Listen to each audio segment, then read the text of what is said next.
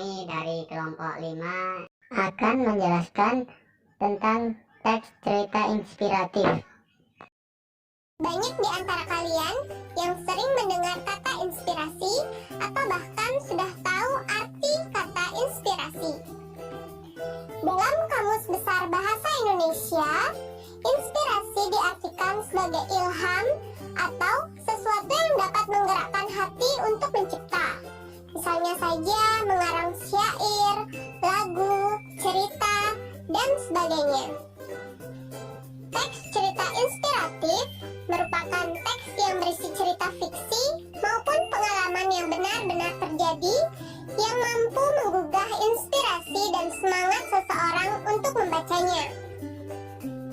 Tujuan teks cerita inspiratif adalah untuk menambah dan menggugah motivasi, semangat, dan rasa percaya diri untuk menghadapi semua tantangan.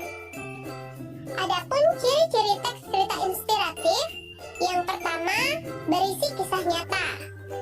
Yang kedua, menceritakan perjuangan hidup seorang tokoh. Yang ketiga, berisi semangat yang mengilhami pembaca untuk bertindak yang sama.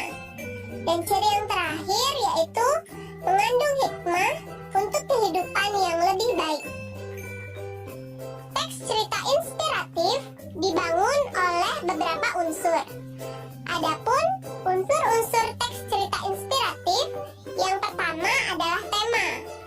Tema merupakan ide atau gagasan yang menjadi dasar pengembangan cerita.